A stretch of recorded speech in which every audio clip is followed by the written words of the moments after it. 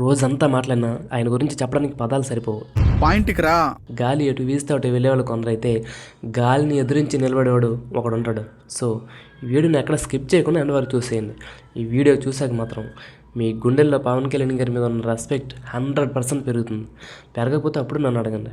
మనం ఒకప్పుడు సినిమాలు చూసినప్పుడు హీరో అంటే ఇలాగే ఉండాలి అని ఒక రూల్ అయితే ఉండేది. కానీ ఆ రూల్స్ని బ్రేక్ చేసి ట్రెండ్ సెట్ చేసిన ఒకే ఒకడు మన పవన్ కళ్యాణ్. అక్కడ అమ్మాయి ఇక్కడ అబ్బాయి నుంచి మొదలు పెడితే కుసి, బద్రి, గబ్బర్ సింగ్ మొన్నటి వకీల్ సాబ్ వరకు ఆయన జర్నీ ఒక హిస్టరీ. ఆయన డాన్స్ వేస్తే స్టెప్లు కాదు, ఒక యాటిట్యూడ్ కనిపిస్తుంది. 2 షర్ట్లు వేసుకున్నా, హుడ్డీస్ వేసుకున్నా, కళ్ళకు గ్లాసెస్ పెట్టుకున్నా సరే అదొక స్టైల్ స్టేట్మెంట్ అయిపోయింది యూత్కి. నాకు కొంచెం తిక్కు ఉంది, దానికి ఒక లెక్క ఉందనే డైలాగ్ వింటే చాలు థియేటర్లో పేపర్లు చింపారు. అప్పుడు బేసిక్గా ఆయన యాక్ట్ చేయరు, ఆయన స్క్రీన్ మీద బిహేవ్ చేస్తారు. అందుకే ఆయన అంటే జనానికి పిచ్చి ఒక క్రేజ్. అదొక స్టైల్ స్టేట్మెంట్ అయిపోయింది యూత్కి. నాకు కొంచెం తెక్కుంది, దానికి లెక్క ఉందన్న డైలాగ్ వింటే చాలు థియేటర్లో పేపర్లు చింపేశారు అప్పట్లో. బేసిక్గా ఆయన యాక్ట్ చేయరు, ఆయన స్క్రీన్ మీద బిహేవ్ చేస్తారు అంతే. అందుకే ఆయన అంటే జనానికి ఒక పిచ్చి, ఒక క్రేజ్. స్క్రీన్ మీద ఎవరైనా హీరోలా కనిపిస్తారు, కానీ నిజ జీవితంలో హీరోగా బతకడం చాలా కష్టం. ఆయనకి కోట్ల రూపాయల ఆస్తులు, లగ్జరీ లైఫ్, ఏసీ కార్లు ఇవన్నీ పక్కన పెట్టేసి జనం మధ్యలోకి వచ్చారు. ఎందుకు? తనకి ఏం కష్టం రాకపోయినా పక్కవాడి కష్టం చూసి చెల్లించిపోయాడే కదా నిజమైన మనిషి అని ఒక సామెత ఉంది. అదే ఆయన కరెక్ట్గా సూట్ అవుతుంది. రైతులు కష్టాల్లో ఉన్నారని తెలిస్తే తన సొంత డబ్బులు కోట్లు ఇచ్చేసిన ఆ దాన గుణం ఎవరికి ఉంటుంది చెప్పండి? ఎవరికైనా ఆపద వస్తే సైలెంట్గా సాయం చేసేసి పబ్లిసిటీకి దూరంగా ఉండే ఆయన మనసు చూస్తే ముచ్చటేస్తుంది భయ్య.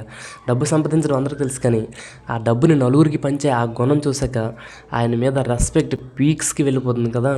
ఇక పాలిటిక్స్ విషయానికి వస్తే చెట్టుకు కాయలకేస్తే రాళ్ళ దెబ్బలు తప్పవన్నట్టు మంచి చేయాలని బయలుదేరినప్పుడు ఎన్నో విమర్శలు వస్తాయి, కానీ పవన్ కళ్యాణ్ గారు వాటికి ఎప్పుడూ భయపడలేదు. సైన్యం లేని రాజును చూసే ఉంటారు, కానీ జనమే సైన్యంగా మారిన నాయకుని చూసా అన్నట్టుగా జనసేన పార్టీ పెట్టి ఎన్నో ఒడిదొడుగులు వచ్చిన ఓటమి ఎదురైన మొక్కవనే దీక్షతో నిలబడ్డారు. ఆయన స్పీచ్ చూస్తుంటే ఆ వాయిస్లో ఉండే ఆ నిజాయితీ, ఆ కళ్ళల్లో ఉండే ఆవేశం చూస్తే నిజంగా రోమలు నెక్కబుడుచుకుంటాయి భయ్య.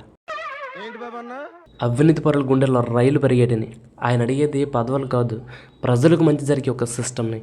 సమాజంలో మార్పు రావాలని తప్పించి ఒకే ఒక నాయకుడైన సమాజం కోసం ఒకడు నిలబడితే ఆ సమాజం మొత్తం అతను వెనుక నడుస్తుందని ఆయన ప్రూవ్ చేశారు. మీకు ఇంకా విషయం తెలుసా బ్రో? పవన్ కళ్యాణ్ గారికి పుస్తకాలు చదవడం అంటే చాలా ఇష్టం.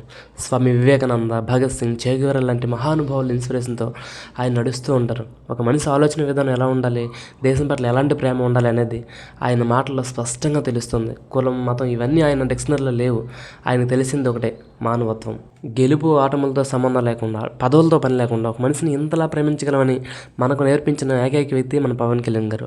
ఆయన నడిచే దారి ఎప్పుడు కష్టాలతో నిండి ఉండొచ్చు, కానీ ఆయన వెనుకడుగులు వేయడానికి కొన్ని లక్షల మంది సైన్యం ఎప్పుడు సిద్ధంగా ఉంటుంది. మరి పవన్ కళ్యాణ్ గారి జర్నీలో మీకు బాగా కనెక్ట్ అయిన విషయం ఏంటి? ఆయన సినిమాలో మీకు బాగా ఇష్టమైన డైలాగ్ ఏంటి అనేది కింద కామెంట్స్లో దద్దరిల్లిపోయేలా ఒకసారి చెప్పండి.